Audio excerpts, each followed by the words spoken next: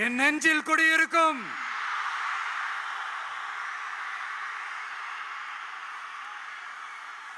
புதுச்சேரி மக்கள் உங்கள் அனைவருக்கும் என்னுடைய வணக்கம்.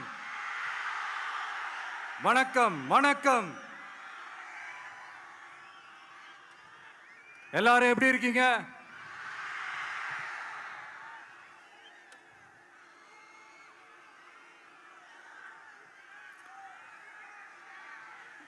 இந்த ஒன்றிய அரசுக்கு தான்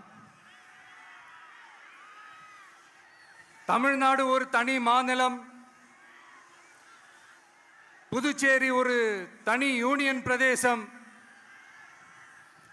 அவங்களுக்கு தான் தமிழ்நாடு தனி, புதுச்சேரி தனி, இப்படிலாம் இருப்பாங்க. ஆனா நமக்கெல்லாம் அப்படி கிடையாதுங்க. நாமெல்லாம் வேறு வேறு கிடையாது. நாம் எல்லாரும் ஒண்ணுதான்.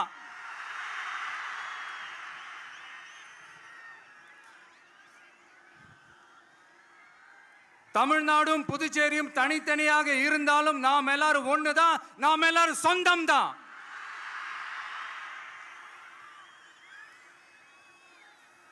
வேற வேற வீட்டுல, வேற வேற ஊர்ல, வேற நாட்டுல, வேற ஸ்டேட்ல இருக்கிறதுனால நாம் எல்லாரும் சொந்தங்கள் இல்லைன்னு ஆயிட முடியுமா?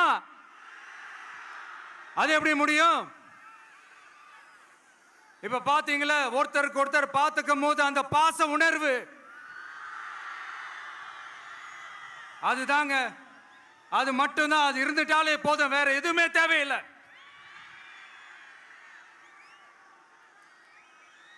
அதனால தமிழ்நாடு, புதுச்சேரி, கேரளா, கர்நாடகா, ஆந்திரா மட்டும் இல்ல, உலகத்துல எந்த மூலையில நம்ம வகைரா இருந்தாலும் அவங்க எல்லாருமே நம்மளோட உயிர் தான். அவங்க எல்லாருமே நம்மளோட உறவு தான்.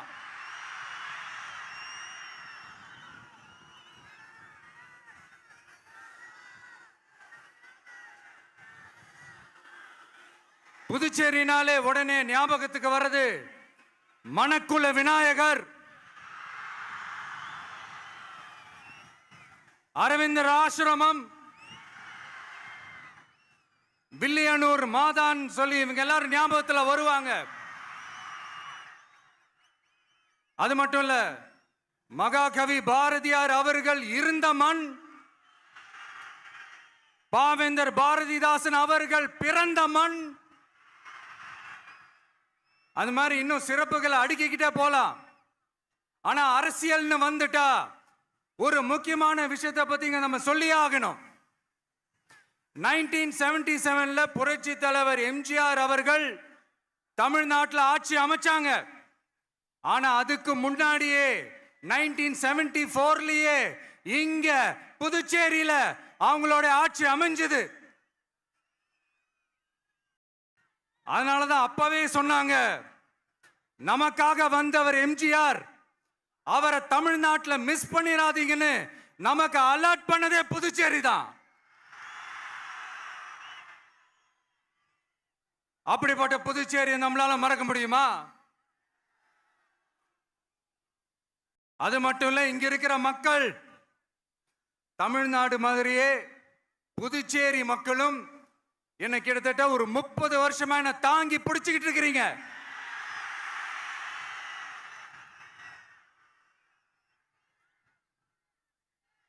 அதனால இந்த விஜய் தமிழ்நாட்டுக்கு மட்டும்தான் குரல் கொடுப்பான்னு நினைக்காதீங்க. அப்படி பண்ணாத தவறு. புதுச்சேரி மக்களுக்கும் சேர்த்து தான் குரல் கொடுப்பான். அது என்னுடைய கடமையும் கூட. அதனாலதான் இங்க நீங்க ஃபேஸ் பண்ற பிரச்சனைகளை பத்தி இன்னைக்கு நான் பேசுறதுக்காக வந்திருக்கிறேன். அது மட்டும் இல்ல, இந்த புதுச்சேரி கவர்மெண்ட்டை பத்தி நாம சொல்லியே ஆகணும். இது டெஃபினட்டா தமிழ்நாட்டில் இருக்கிற மாதிரி நம்ம திமுக கவர்மெண்ட் மாதிரி கிடையவே கிடையாது. ஏன்னா வேற ஒரு அரசியல் கட்சி நடத்துற நிகழ்ச்சியாகவே இருந்தாலும் அந்த நிகழ்ச்சிக்கு தன்னெழுச்சியா வர நம்ம மக்களுக்கு பாதுகாப்பு கொடுத்து பாரபட்சமே காட்டாம இந்த கவர்மெண்ட் நடந்துகிட்டு இருக்கிறாங்க. அப்படிப்பட்ட இந்த புதுச்சேரி கவர்மெண்ட்டுக்கும் நம்ம புதுச்சேரி சிஎம் சார் அவர்களுக்கும் இந்த நேரத்தில் என்னுடைய மனப்பூர்வமான நன்றிகளை தெரிவிச்சுக்கிறேன். இத பார்த்தாவது தமிழ்நாட்டில் இருக்கிற அந்த திமுக கவர்மெண்ட் கத்துக்கிட்டா நல்லா இருக்கும்.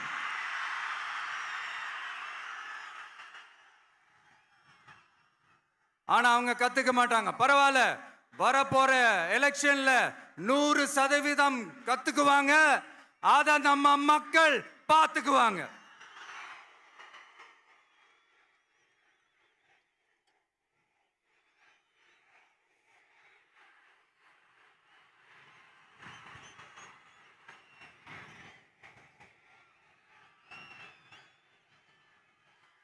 புதுச்சேரியில் இருக்கிற கவர்மெண்டோட கூட்டணி ஆட்சியில இருந்தாலும் புதுச்சேரிய ஒன்றிய அரசு எதிலையுமே கண்டுக்கல் என்றது புதுச்சேரி மக்களான உங்களுக்கு நல்லாவே தெரியும். மாநில அந்தஸ்து கோரிக்கையை மட்டுமா கண்டுக்கல, இங்க வளர்ச்சி ஏற்படவும் துணை நிக்கவே இல்லைன்னு கேள்விப்படுறோம். இந்த புதுச்சேரிக்கு இன்னும் மாநில அந்தஸ்து கொடுக்கல. மாநில அந்தஸ்து வேணும்னு கேட்டு பல முறை சட்டசபையில் தீர்மானம் போட்டு ஒன்றிய அரசுக்கு அனுப்பி வச்சுக்கிட்டே இருக்கிறாங்க. இந்த வருஷம் கூட மார்ச் மாசம் 27ஆம் தேதி 2025 அன்னைக்கு ஒரு தீர்மானம் போட்டாங்க. அது மாநில அந்தஸ்து வேணும்னு கேட்டு ஒன்றிய அரசுக்கு அனுப்புற 16வது தீர்மானம். புதுச்சேரி காரைக்கால் பகுதிகளில் மூடப்பட்ட 5 மில்கள், பல்வேறு தொழிற்சாலைகளை மீண்டும் திறக்கிறதுக்கு இதுவரைக்கும் ஒரு துரும்ப கூட கிள்ளி போடல. பல்லாயிரக்கணக்கான இளைஞர்களோட வேலை வாய்ப்புக்காக எதையுமே செய்யல. இங்க ஒரு ஐடி கம்பெனி உருவாகணும்ன்றது எண்ணமே இல்லை. அதை பத்தி யார் பேசினாலும் அது அவங்க காதல விழவே விழல. இங்க ஒரு அமைச்சரை ஊழல் குற்றச்சாட்டுல பதவி விட்டு நீக்கப்பட்டு அந்த இடத்துக்கு இன்னொருத்தரை நியமிச்சு 200 நாள் ஆச்சு. இன்னும் அவருக்கு ஒரு இலாக்காவே தரல. இந்த செயல் சிறுபான்மை மக்களை அவமானப்படுத்துறதுன்னு அந்த மக்களே சொல்றாங்க.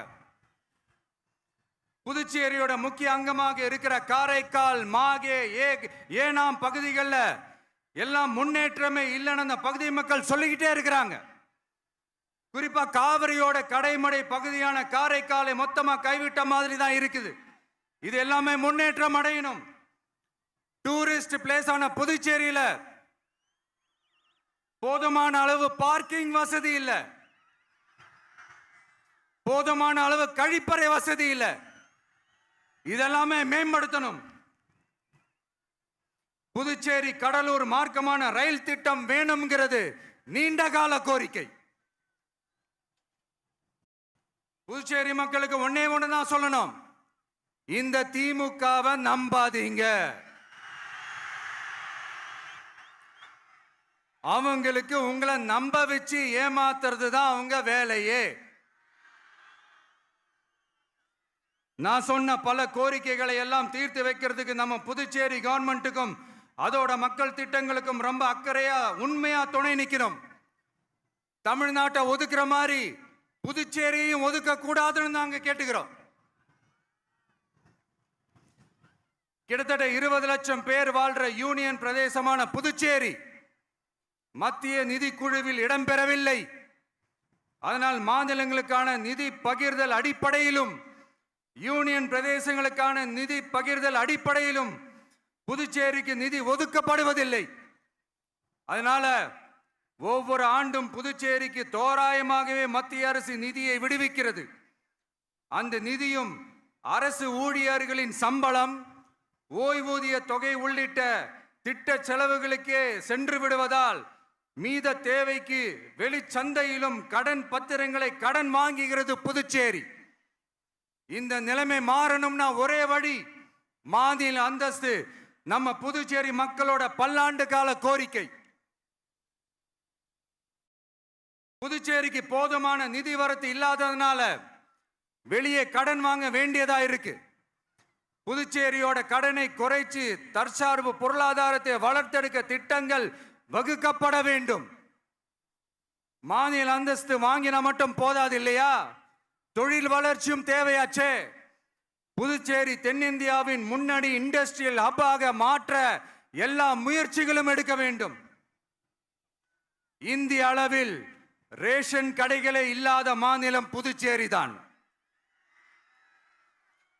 ஏழை எளிய மக்களுக்கு வாழ்வாதாரமே ரேஷன் கடைகள் தான். மற்ற மாநிலங்கள்ல இருக்கிற மாதிரி இங்கேயும் அரிசி, சர்க்கரை, பருப்பு, கோதுமை, எண்ணெய்னு அனைத்து பொருட்களும் வழங்கும் முறை சீராக்கப்பட வேண்டும். கடைசியா மீன் பிடிக்க செல்லும் காரைக்கால் மீனவர்களை அடிக்கடி கைது செய்யும் இலங்கை கடற்படை அவர்களின் படகுகளையும் பறிமுதல் செய்து விடுகிறது. அதனால் நீண்ட போராட்டங்களுக்கு பிறகு அவர்கள் விடுவிக்கப்பட்டாலும் படகுகள் கிடைக்காததால் படு மோசமான நிலைக்கு தள்ளப்படுகின்றனர். இந்த நிலை மாற வேண்டும். நான் மறுபடியும் சொல்றேன், இந்த விஜய் புதுச்சேரி மக்களுக்காகவும் எப்பவும் துணை நிற்பான். வரப்போற புதுச்சேரி தேர்தல் களத்துல நம்மளுடைய தமிழக வெற்றி கழகத்தின் கொடி பட்டொளி வீசி பறக்கும். கான்பிடென்டா இருங்க, நல்லதே நடக்கும். வெற்றி நிச்சயம். மீண்டும் சந்திக்கும் வரை நன்றி, வணக்கம்.